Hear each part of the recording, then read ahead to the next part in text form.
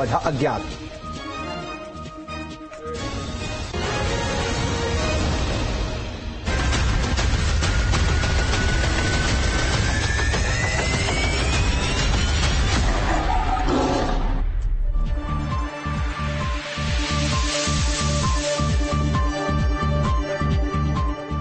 नमस्कार, news state पर आप सभी का बहुत स्वागत है। बात करने वाले हैं बाघों की और बाघों के बढ़ते कदम, क्योंकि आज विश्व बाघ दिवस है और बाघों के संरक्षण की अगर बात कर ले तो बाघों के संरक्षण के प्रति लोगों को जागरूक करने के लिए हर साल 29 जुलाई को अंतर्राष्ट्रीय बाघ दिवस मनाया जाता है और साल 2010 से इसकी शुरुआत हुई थी और यह अभियान अब व्यापक रूप ले चुका है। इसकी वजह से एक और जहां भारत में बाघों की संख्या में जबरदस्त इजाफा देखा गया, तो वहीं मध्य प्रदेश में भी बाघों की संख्या तिगुनी हो चुकी है और इसीलिए भी मध्य प्रदेश को बाघों का आशियाना कहा जाता है, जिस पर मध्य प्रदेश के लोगों को गर्व भी है, क्योंकि एमपी जो है वो टाइगर स्टेट के नाम से जाना जाता है। बाघों के मामले में मध्य प्रदेश का देश में पहला स्थान है और यही वजह है कि मध्य प्रदेश को बाघों का प्रदेश कहा जाता है। ऐसे में आज जो बाघों के बढ़ते कदम है, इसको समझेंगे और कैसे एमपी उनके लिए माकूल हो रहा है, इसको भी जरा समझने की कोशिश करेंगे। खास मेहमानों का एक पैनल हमारे साथ मौजूद रहेगा, लेकिन पहले इसी से जुड़ी एक रिपोर्ट आपको दिखाते हैं, उसके बाद चर्चा की शुरुआत।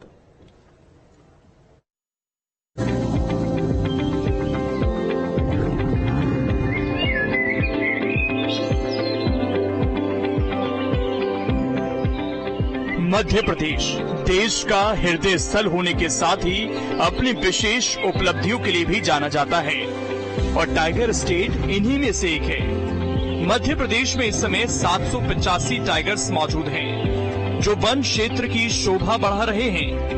यही वजह भी है कि यहाँ पर्यटकों की संख्या लगातार बढ़ रही है। स्वच्छ पर्यावरण और सघन वन बाघों के लिए अनुकूल वातावरण निर्मित करते हैं। यहाँ बाघों के लिए इकोसिस्टम या कहें कि पूरे जंगल का संरक्षण होता है। यहाँ हम ये कह सकते हैं कि बाघों को बचाना पूरे इकोसिस्टम को बचाने जैसा है और ये मनुष्य के लिए अस्तित्व के लिए बेहद जरूरी है।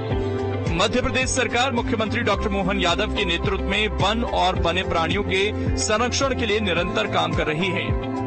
7 टाइगर रिजर्व हमारे पास है। राजस्व भी लगभग 55 से 60 करोड़ का टूरिस्ट के माध्यम से होता है। 25 लाख से ज्यादा पर्यटक हमारे पास आते हैं।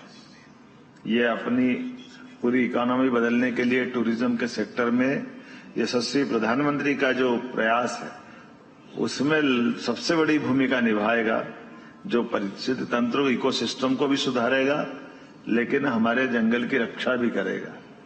और बदलते दौर में तो अब और आगे बढ़ गए हैं, एशिया में भी नंबर आ गया।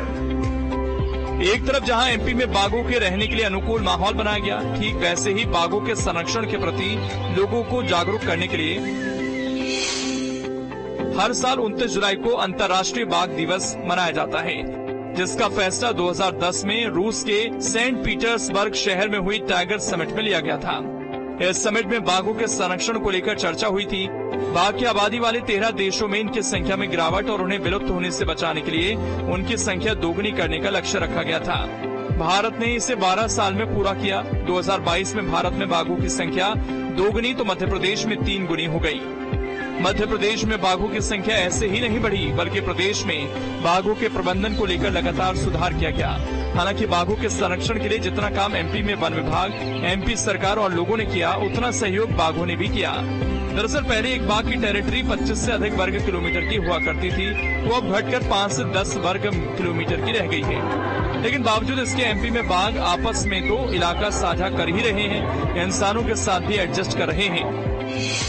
यही वजह है कि 2010 में भारत में बाघों की संख्या 1706 और मध्य प्रदेश में 257 थी।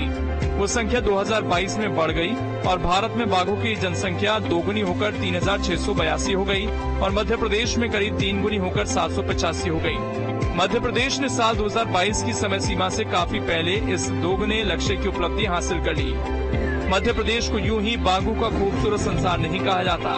यहाँ बाघों के रहने के लिए अनुकूल माहौल है, तो टाइगर रिजर्व भी है, जहाँ ये टाइगर रिजर्व में आराम से रहते हैं। बांधवगढ़ राष्ट्रीय उद्यान 104 बाघ, कान्हा राष्ट्रीय उद्यान 61 बाघ, पेंच टाइगर रिजर्व 61 बाघ, वीरांगना दुर्गावती टाइगर रिजर्व 15 बाघ, सतपुड़ा टाइगर रिजर्व 40 बाघ, पन्ना टाइगर रिजर्व 40 बाघ, संजय दुबरी राष्ट्रीय उद्यान और टाइगर रिजर्व 5 बाघ। सांप है पृथ्वी का सबसे सुंदर प्राणी बाघ है, जिसका डेरा मध्य प्रदेश में है, जिसे भारत का टाइगर स्टेट भी कहा जाता है। ऐसे में अंतर्राष्ट्रीय बाघ दिवस के मौके पर मध्य प्रदेश दुनिया को बता सकता है कि मध्य प्रदेश के लोगों को अपने बाघों पर अभिमान है और उनके संरक्षण के लिए वो कुछ भी कर सकता है।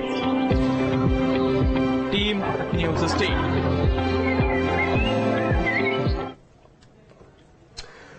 तो देखिए मध्य प्रदेश में बाघों के बढ़ते कदम और देखिए कई जो है वजहें हैं जिसकी वजह से मध्य प्रदेश बाघों के लिए बहुत अनुकूल होता है। हालांकि इन सब के बीच बाघों की मौत की भी बातें सामने आती हैं, उसको लेकर के भी सवाल उठते हैं, उस पर भी जरा हम बातचीत करेंगे। लेकिन कहीं ना कहीं अगर हम आंकड़ों को देखें तो इसमें अच्छी खासी जो वृद्धि हुई है वो एक अच्छे संकेत है। और एमपी वैसे भी देखिए टाइगर स्टेट है, टाइगर स्टेट की वजह से इसको न सिर्फ गर्व होता है बल्कि इसकी वजह से बहुत से टूरिस्ट भी आते हैं।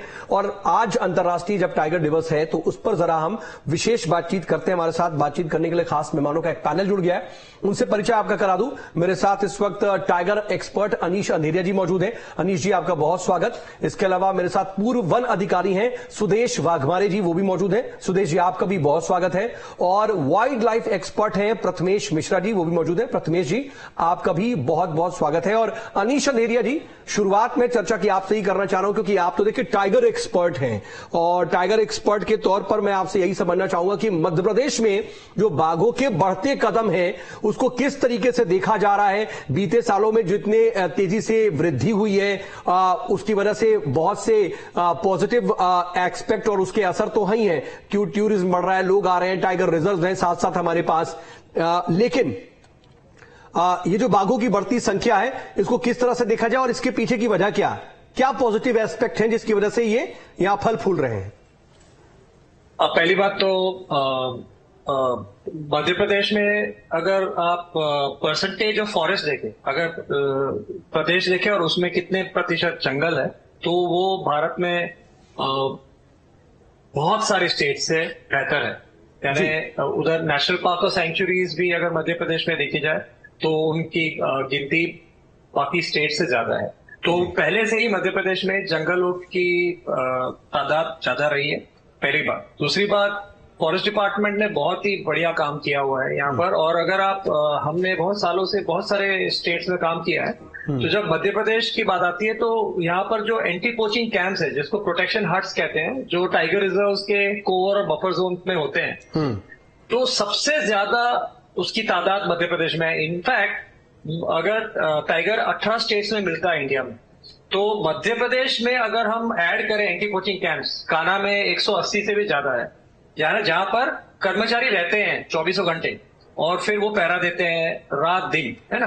तो वो अगर एंटी पोचिंग कैंप की तादाद देखा जाए तो मध्य प्रदेश एक तरफ और बाकी सारे स्टेट एक तरफ, यानी अगर मैं सारे स्टेट्स को ऐड कर दूं तो भी मध्य प्रदेश के जो एंटी पोचिंग कैंप्स है उसके numbers I would say 80% of the other states को मिलाकर भी उससे ज्यादा होंगे। तो वो बहुत ज्यादा इंपॉर्टेंट है बिकॉज वहां पर प्रोटेक्शन पार्क के अंदर बहुत ही बढ़िया होता है। और तीसरी बात यह है कि उन्होंने पिछले एक दशक में वॉलंटरीली जो लोग जंगल टाइगर रिजर्व्स के कोर और बफर जोन से बाहर जाना चाहते थे, जो लोग अंदर थे बहुत सालों से पहले ही थे, फिर टाइगर रिजर्व बने, तो वो लोगों के वजह से अंदर बिल्कुल उनकी लकड़ी और उनके बाकी सारे जो लाइवलीहुड के लिए उनका डिपेंडेंस था, बहुत सारे फैमिलीज, बहुत सारे गांव को विकसित किया है, उन्होंने विस्थापित किया है बाहर। तो वो जो वॉलंटरी रिसेटलमेंट प्रोग्राम है मध्य प्रदेश का, उसके कारण सतपुड़ा जैसे जगह अभी आप देखेंगे कि जो नौरादेही था जिसका नाम अभी वीरांगना हो चुका है, लेकिन वहां पर और बहुत सारे ऐसे टाइगर रिजर्व से गांव को बाहर सेटल किया है, जिसकी वजह से टाइगर का हैबिटेट और भी बढ़ा है और उस जगह पे टाइगर का ब्रीडिंग बढ़ा है। टाइगर ब्रीडिंग बहुत इंपॉर्टेंट होता है पॉपुलेशन बढ़ने के लिए। तादाद एक चीज है लेकिन हर साल कितने बच्चे ऐड होते हैं, तो मध्य प्रदेश में जो जहां पर ब्रीडिंग हो सकता है वैसी 7 बहुत ही बढ़िया जगह है मध्य प्रदेश के पास। तो उन्होंने प्रोटेक्शन के लिए भी एफर्ट लिया, जंगल की संख्या भी एरिया ज्यादा है और ये वॉलंटरी रीसेटलमेंट प्रोग्राम भी उन्होंने जो चलाया है वो काफी काबिल तारीफ। तो ये मेन 3 चीज है, बट और भी बातें है, लेकिन क्योंकि और भी लोग हैं इसलिए मैं यहाँ पर अपना मुद्दा रख के दूसरे को बोलने का मौका देना चाहता हूं। नहीं, ठीक है, मैं आपके पास दोबारा लौटूंगा और सुदेश वाघमारी जी मैं आपके पास आना चाह रहा हूं। सुदेश जी देखिए, कहा जाता है कि जब मध्य प्रदेश में टाइगर्स के अगर कदम बढ़ रहे हैं, वो फल फूल रहे हैं, अपनी टेरिटरी में वो ब्रीडिंग भी कर रहे हैं, और कहीं ना कहीं उनके एडजस्टमेंट की बात होती है कि वो भी यहां के माहौल में काफी हद तक अपने आप को एडजस्ट कर चुके, क्योंकि टेरिटरी 20-25 किलोमीटर होनी चाहिए और 5-10 किलोमीटर मिलती तब भी वो अच्छे से रह रहे हैं। तो इसके पीछे सरकारी स्तर पर क्या क्या जो प्रयास हैं वो क्या कराए जाते हैं, क्योंकि आप तो पूर्व वन अधिकारी हैं, आपको पता होगा कि आपको क्या निर्देश मिलते थे, किस तरीके से आप लोगों को काम कराया जाता था टाइगर्स के प्रोटेक्शन के लिए, उनको बेहतर माहौल देने के लिए आप लोग किस तरह के जमीन पर कदम उठाते थे?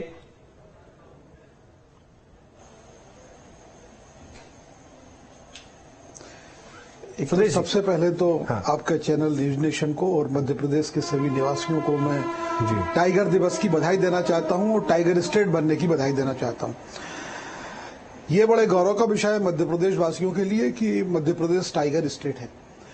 अब जो बात आती है टेरिटोरी की, आप जो कह रहे हैं कि 5 स्क्वायर किलोमीटर 25 स्क्वायर किलोमीटर, तो यदि आप वाइल्ड लाइफ मैनेजमेंट के दृष्टिकोण से देखें तो टाइगर की टेरिटोरी निर्धारित करता है प्रेबेस। प्रेबेस मतलब हर्बीवोरा एनिमल कितना है। हर्बीवोरा का मतलब हुआ चीतल, सांभर, भेड़की, चिकारा, चौसिंगा, बारहसिंगा, वाइल्ड बोर, इस तरह के तमाम घास चरने वाले डियर एंड एंटीलोप्स वो डिसाइड करते हैं।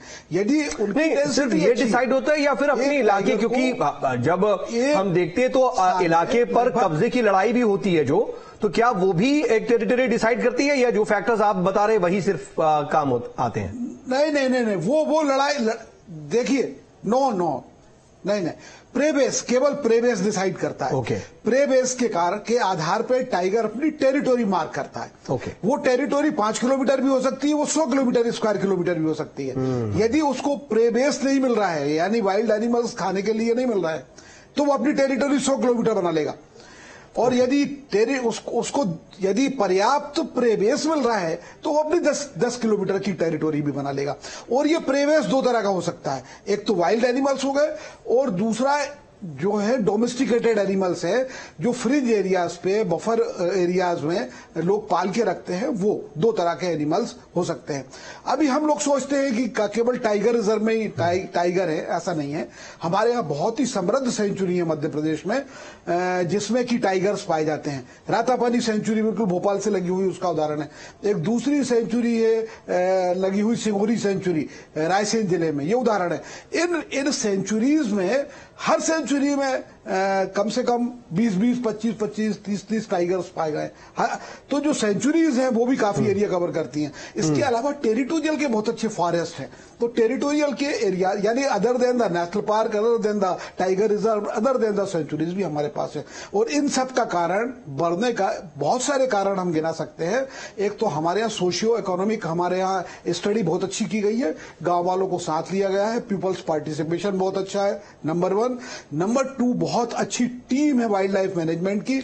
नंबर 3, स्टेट टाइगर 4 बनाने में, स्टेट एसटीएफ बनाने में मध्य प्रदेश पहला स्टेट था 2 मामलों में। एक तो सबसे पहले एसटीएफ बनाया उसने, और नंबर दूसरा कि हमारे यहां सबसे पहले मध्य प्रदेश में rescue, well equipped rescue squad बनाई गई। आज तक रेस्क्यू स्क्वाड के किसी भी केस में टाइगर को डाउन करने यानी बेहोश करने में किसी भी टाइगर की मृत्यु नहीं हुई है। तो हमारे पास वेटनरी का बहुत अच्छा स्टाफ है।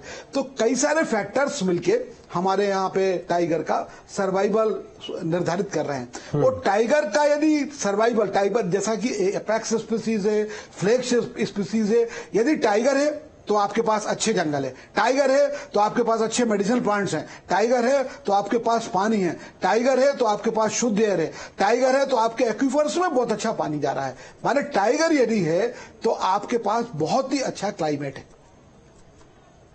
नहीं, इतनी चीजें हैं, लेकिन मैं ये भी समझना चाह रहा था सर आपसे, जो मेरा मूल सवाल था कि सरकारी स्तर पर इसमें कितना ज्यादा जो है योगदान होता है, क्योंकि हमने देखा जब अंतर्राष्ट्रीय योग दिवस की, माफ कीजिएगा, अंतर्राष्ट्रीय टाइगर दिवस की शुरुआत हुई 2010 का वो वक्त था जब 13 देशों को बाकायदा इसके लिए चिन्हित किया गया और वहां पर एक लक्ष्य निर्धारित किया गया कि भाई ठीक है, टाइगर्स की आगे 10 साल 12 साल के अंदर हम संख्या दोगुनी करेंगे। लेकिन मध्य प्रदेश में 2022 तक आते आते तिगुनी संख्या हो गई। मतलब मैं अगर आंकड़ों को देखूं तो तकरीबन 785 इस वक्त है, लेकिन 2010 में महज इसकी संख्या 257 थी, लेकिन 785 होगी 2022 तक। तो ये सिर्फ और सिर्फ माहौल से नहीं, बल्कि सरकार की इच्छा शक्ति, उसके प्रयास, उसके योगदान, वो मशीनरी डेवलप करने, इनसे भी तो हुआ होगा। तो उसको लेकर के क्या काम किए गए इन 10-12 सालों में? नहीं, देखिए वही मैं आपसे कह रहा हूं कि हमारा आप बहुत सारे क्राइम रेट देखिए, आप इतना वाइल्ड लाइफ के इन्वेस्टिगेशंस इतने बढ़िया तरीके से किए गए हैं कि जो एक टीम थी, ऑर्गेनाइज टीम थी, शिकार बहुत बड़ा रोल करता था टाइगर की संख्या कम करने में, तो अभी एकदम से गिरावट आ गई और शिकार होने में टाइगर के। एक बात, दूसरी बात आप देखेंगे अधिकतम टाइगर में सजा है 7 साल की। बहुत से ऐसे प्रकरण हैं, इतना अच्छा कोर्ट में प्रस्तुतिकरण हुआ कि 7 साल की सजा हो गई। इसमें हमारी एक तो टाइगर का जो एसटीएफ है उसका योगदान है, और हमारे साथ जो लोग काम कर रहे हैं, न्यायिक लोग, जुडिशरी में जो हमारे सहायक अभिभाषक काम करते हैं, उनका योगदान है। तीसरा हमारा स्टाफ इतना बढ़िया वो करता है, आपको मॉनिटरिंग करता है और इतने अच्छे सबूत इकट्ठे करके रखता है कि वो टाइगर सजा दिलाने में अपराधी को रहते हैं। तो नंबर 1 तो जो रिजल्ट आए वो सजा के इफेक्ट पड़े और लोगों ने शिकार करना छोड़ के दूसरे धंधों की तरफ चले गए। और इसमें एक जागरूकता भी आई सर, एक जागरूकता भी आई, क्योंकि लोगों को भी समझ में आया कि देखिए इकोसिस्टम जो है ना, वो जो धरती का इकोसिस्टम है उसके लिए हर एक प्राणी जरूरी है, और बाघ भी उतना ही जरूरी है। और शायद लोगों को समझ में आया कि क्योंकि अब तो ठीक है, कहीं ना कहीं उसको अवैध तरीके से शिकार जो होते हैं उसमें भी कमी आई, लेकिन पहले लोग शौकिया बड़ा शिकार कर लेते थे। अब कम से कम उन सब चीजों में तो बिल्कुल 0% की स्थिति दिखती है मुझे। मैं आता हूं सर आपके पास, प्रथमेश मिश्रा जी भी मेरे साथ मौजूद है। प्रथमेश सर, मैं इसी पॉइंट से आ रहा हूं कि इकोसिस्टम जो है ना वो बहुत जरूरी है। आप तो वाइल्ड लाइफ एक्सपर्ट हैं, जरा मुझे समझाइए। और आज जब अंतर्राष्ट्रीय टाइगर दिवस पर हम बातचीत कर रहे हैं, तो मुझे बताइए कि टाइगर जो है वो इस इकोसिस्टम, जो फॉरेस्ट का इकोसिस्टम है, धरती का इकोसिस्टम, उसके लिए कितना जरूरी है। और जो हमने लक्ष्य प्राप्त किया, दोगुने की जगह पर हम 2022 तक तेगुने पे पहुंच गए मध्य प्रदेश में, उसने मध्य प्रदेश के इकोसिस्टम में कितना बेनिफिट और कितना ज्यादा योगदान दिया? धन्यवाद। बहुत बढ़िया मध्य प्रदेश फॉरेस्ट डिपार्टमेंट का काम है, जिसने बाघों की संख्या इतनी बढ़ गई। मैं खास तौर पर पन्ना टाइगर रिजर्व, पन्ना के लिए कहूंगा कि पन्ना में जहां पर एक भी टाइगर नहीं था, आज वहां 50 से ज्यादा टाइगर की जानकारी मिल रही है। और इसके पीछे फॉरेस्ट डिपार्टमेंट और उसके कर्मचारियों, अधिकारियों का बहुत बड़ा हाथ है। उनका डेडिकेशन, एक बाघों के प्रति जो एक लगाव जो वहां के अधिकारियों ने उत्पन्न किया, कर्मचारियों का, जो आज बाघों की संख्या 0 से लेकर 50 के ऊपर पहुंच गई है। और जो आपने इकोसिस्टम की बात कही, और वाघ महाराज जी ने जो कहा कि बाघ है तो पानी है, बाघ है तो जंगल है, और बहुत बढ़िया बात है, ठीक बात, वो बिल्कुल वाइस वर्सा है। मैं उसको ऐसा कहूंगा कि जंगल है, पानी है, घास है, तो टाइगर है। अगर ये नहीं रहेंगे तो टाइगर नहीं रहेगा। एक घास भी बहुत जरूरी है, घास नहीं रहने से बाघ मर जाता है, ये हम लोग सामान्य ज्ञान में बच्चों से पूछते हैं। तो इसी प्रकार जो इकोसिस्टम चाहिए, बाघ को रहने के लिए माहौल चाहिए, रहवास चाहिए। एक कहावत है कि जंगल में आप जाओ तो 100 बार बाघ आपको देख लेता है और आप बाघ को एक बार देख पाते हो। तो बाघ जो है वो, जंगल जो है बाघ का बेडरूम है। वो जो जैसे हम अपने बेडरूम में किसी को नहीं घुसने देते, उसे हमको भी बाघ के बेडरूम में नहीं घुसना चाहिए। उसको जब तक माहौल नहीं मिलेगा तब तक उसकी जनसंख्या नहीं बढ़ेगी, उसका लेकिन सर ये बड़ा इंपॉर्टेंट पॉइंट आपने कह दिया, और बेडरूम की संज्ञा आपने दी, वो बड़ी इंपॉर्टेंट इसलिए हो जाती है क्योंकि लोग तो देखिए जाते हैं और बाकायदा सरकारी स्तर पर भी इसका बढ़ावा दिया जाता है। टाइगर रिजर्व है, जो है टाइगर सफारी होती है, बाकायदा लोग विजिट करने जाते हैं। तो क्या इससे बचना चाहिए अगर हमें और बेहतर परिणाम है? बिल्कुल कंट्रोल, मतलब तफरीह इससे नहीं करनी चाहिए, तफरीह का साधन कम बनाए, कंट्रोल। हम कुछ वीडियो देखते हैं कि एक एक बाघ को देखने के लिए 50-50 गाड़ियां और फुर्ती से इतनी भीड़ आती है, उसको इतना डिस्टरबेंस किया जाता है इस पे बहुत कंट्रोल होना चाहिए। और बड़ा इंपॉर्टेंट पॉइंट है सर आपका ये, और बहुत ज्यादा संजीदा भी।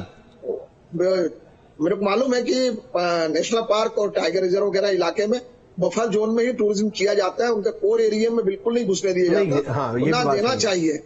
और इस प्रकार से हमको अगर बाघों की संख्या बढ़ानी है और हमको जंगल बढ़ाना, इकोसिस्टम को मजबूत करना है, तो हमको कोर एरियाज, ये जहां पर हमको किसी प्रकार का डिस्टरबेंस ना हो जानवरों को, बाघों को, उतने उस एरिया की संख्या बढ़ानी होगी। बाकी जंगलों को देखें आप, ये देखें एक ये चीज को मार्क करने वाली बहुत जरूरी बात है कि बाघों की संख्या नेशनल पार्क टाइगर रिजर्व में ही क्यों ज्यादा है, सामान्य जंगलों में क्यों नहीं है?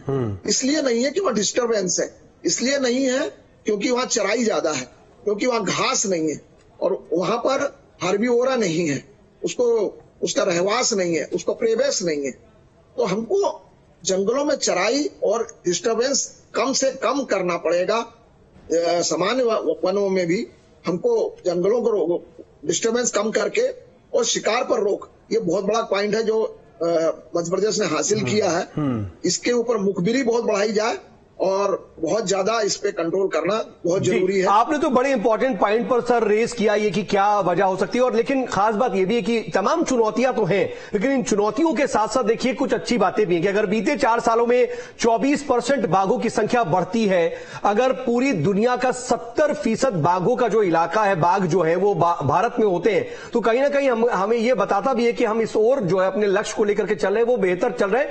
थोड़ा है, थोड़े की जरूरत है, वो तो रहती है और बेहतरी की गुंजाइश हमेशा रहती है। आपने बड़े इंपॉर्टेंट पॉइंट को रेज किया, लेकिन मैं अनीश जी की तरफ जाना चाहूंगा और उसी पॉइंट पर ही आना चाहता हूं अनीश जी, कि हमने बड़ी अच्छी बात कर रहे हैं और हम पॉजिटिव एस्पेक्ट को देख रहे हैं, लेकिन एक बात और भी है और एक विरोधाभास भी है कि जहां मध्य प्रदेश ने अपने लक्ष्य को जितने समय में दोगुना करना था उसको तिगुना कर लिया, बेहतर रहवास दिया, बेहतर तरीके से बाघों की संख्या बढ़ी, लेकिन उतने ही साथ साथ एक विरोधाभास भी है कि मध्य प्रदेश में बाघों के मौत की संख्या भी सबसे ज्यादा ही दर्ज होती है। हम 2023 में देखते हैं तो 61 बाघों की मौत हो जाती है।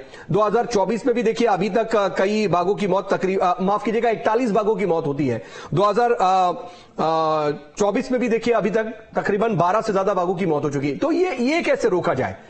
कई बार ऐसा होता है, ज्यादातर टाइगर रिजर्व में ही बाघों की मौत हो जाती है। अगर इनको कंट्रोल कर ले तो उनको लगता है कि ये जो तेगुनी की संख्या थी उस लक्ष्य को हम चौगुने तक भी ले जा सकते थे। तो पहली 2-3 बात को मैं स्पष्ट करना चाहूंगा कि मध्य प्रदेश ने प्रोटेक्शन बढ़ाया और जो सारे कार्य किए उन्होंने, जो अभी मेरे साथियों ने ऑलरेडी बता दिया है, उसके वजह से टाइगर की संख्या बढ़ी है। उन्होंने ऐसा नहीं सोचा था कि 3 गुनी होनी चाहिए, 4 गुनी होनी चाहिए, कोई फॉरेस्ट डिपार्टमेंट में कोई ऐसा नहीं सोचता। और माफ कीजिएगा, मैं एक पॉइंट को और क्लियर करना चाह रहा था। हमने बताया कि 2023 में 61 और 2024 में अभी तक जो है उसमें ही 25 बाघों की मौत मध्य प्रदेश में हुई है। तो ये भी एक जो आंकड़ा है वो थोड़ा सा नहीं बिल्कुल है, लेकिन सुनिए मेरी बात, हमको कोई भी ऐसा नहीं चाहता है कि टाइगर का पॉपुलेशन इतना बढ़े कि उस जंगलों के आजू बाजू रहने वाले इंसान और उसके अंदर रहने वाले इंसानों को तकलीफ हो। तो वो उद्देश्य नहीं होता है। डिपार्टमेंट प्रोटेक्शन करता है और उसके जो सहवास की जगह है जहां पर वो उसको पानी, उसको खाना और उसको ब्रीड करने की एरिया, यानी फीमेल को डेनिंग की एरिया, ये 3 चीज उसको अच्छी तरह से मिले। जहां डेनिंग का एरिया होता है वो एरिया होता है जहां डिस्टर्बेंस बहुत ही कम होता है। तो मध्य प्रदेश में अगर बाघों की तादाद बढ़ी है तो इसके लिए कि डेनिंग एरियाज, सेफ एरियाज बढ़े हैं। तो और उसका कोई स्टेट का ऐसा उद्देश्य नहीं है कि उसको 5 गुना 10 गुना, ऐसा नहीं है कि टाइगर का पॉपुलेशन लीनियरली बढ़ेगा तो बहुत अच्छा होगा, ऐसा नहीं है। उससे बहुत नेगेटिव असर भी हो सकता है, जैसे आपने कहा उसी इकोसिस्टम की जो बात कर रहे हैं हम, वही इकोसिस्टम डिस्टर्ब हो जाएगा।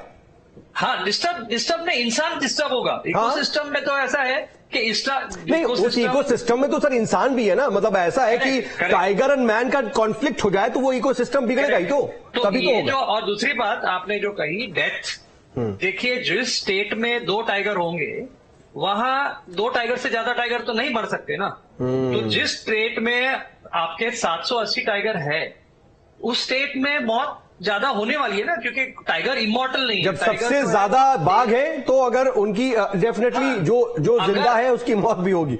और दूसरा नहीं, वो एक मुद्दा है। दूसरा ये है कि बहुत सारे ऐसे स्टेट हैं जहां पर ना उनको पता है कितने टाइगर है, ना जब कोई टाइगर की मौत होती है तो उसको अखबारों में पहुंचाया जाता है। जबकि मध्य प्रदेश में मैंने बहुत chief wild life warden level के ऑफिसर्स के साथ काम किया है, मैंने कभी नहीं देखा कि वहां पर कोई ऐसी वाकयात हो गया तो उसको दबाया जाए, उसको उतनी ही संजीदगी से, उतनी ही बेहतर तरीके से पूरे मैनेजमेंट को अमल में लाया जाता है और उसी का नतीजा है कि हम कहीं ना कहीं अपने टारगेट को, अपने गोल को अचीव करते हैं। और एक बात है कि टाइगर है ना, जब जंगल में नेचुरली मरता है, जब उसकी पोचिंग होती है वो अलग बात है, लेकिन अगर नेचुरली मरता है तो ऐसे खुले में नहीं मरता, वो हमेशा जब बूढ़ा हो जाता है तो ऐसी जगह पे जाए जहां दूसरे टाइगर उसको परेशान ना करें। तो नॉर्मली वो ऐसी शांत जगह होती है कि वहां उसका बॉडी मिले ही नहीं।